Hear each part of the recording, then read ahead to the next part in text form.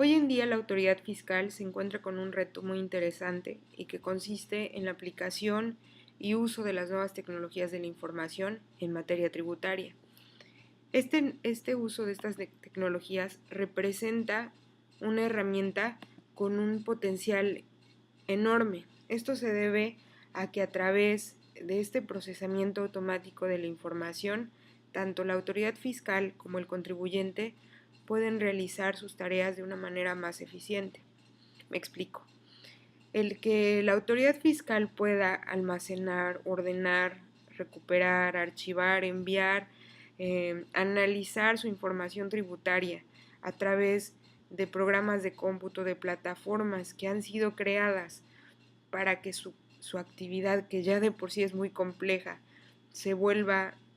de una manera más sistematizada, de una manera ordenada, de una manera que con un simple clic la autoridad fiscal pueda tener conocimiento de qué tipo de contribuyentes se encuentran presentando, por ejemplo, una declaración fiscal, qué tipo de contribuyentes tienen ingresos superiores o son grandes contribuyentes. Este tipo de herramientas permiten segmentar a los contribuyentes, permiten identificar si hay o no cumplimiento, es decir, generan herramientas que permiten realmente el análisis de la eficiencia tributaria que antes representaba una carga pues extremadamente complicada, una carga que se realizaba casi de manera manual y casi de manera pues caso por caso en una fiscalización que pudiera darse pues en papeles, en documentos impresos. Hoy en día el entender que esta es una herramienta con un gran potencial, pues nosotros podemos entender que ha surgido como parte de los compromisos que han sido asignados por México con la Organización para la Cooperación y el Desarrollo Económico, la OCDE, y este tipo de compromisos tienden a que México logre simplificar de alguna manera su sistema tributario que resulta complejo y que ha impedido que México alcance pues los niveles que debiera tener en comparación con otros países que se encuentran también en esta organización, ya que México podría tener pues mayores índices por el potencial que tenemos en nuestro país. ¿Qué es lo que ha pasado? Este tipo de nuevas tecnologías, si bien es cierto, hoy en día generan pues muchísima confusión, muchísima incertidumbre porque el contribuyente promedio pues se da cuenta que tiene que aprender un nuevo lenguaje digital,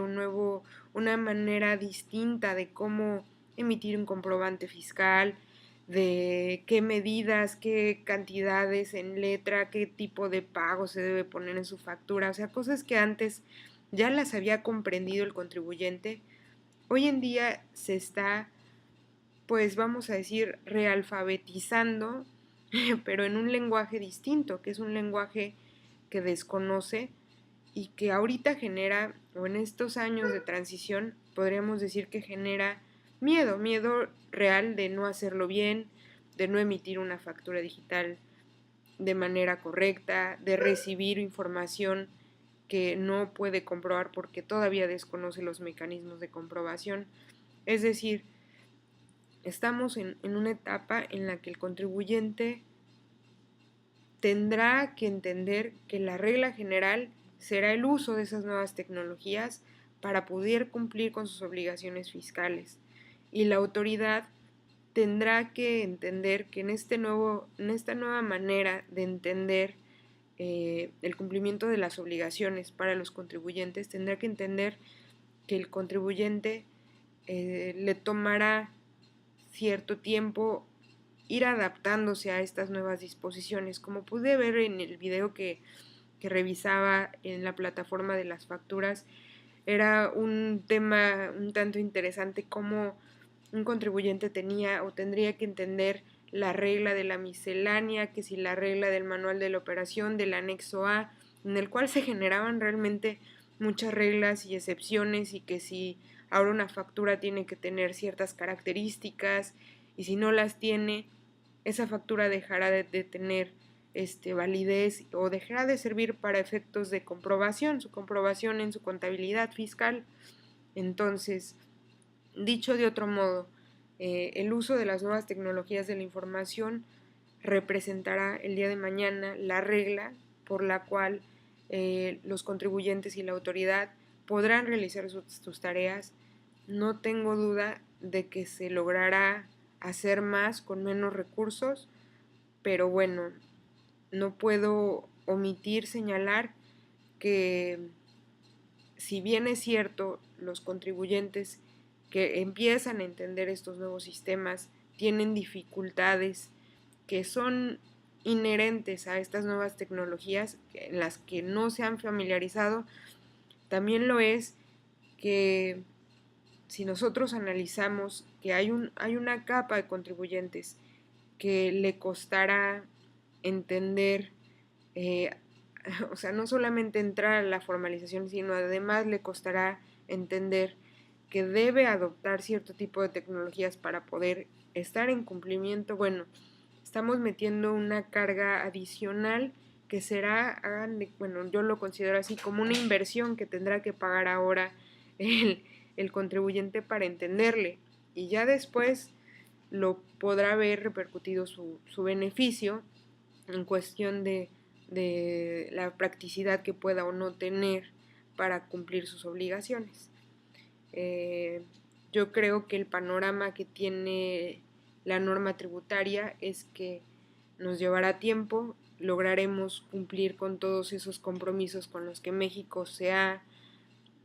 suscrito. De hecho, estaba leyendo hoy en el periódico El Economista de un acuerdo que se firmó por la Secretaría de Hacienda con la OCDE, en la cual era igual para una implementación le llamaban así, de un programa tributario multilateral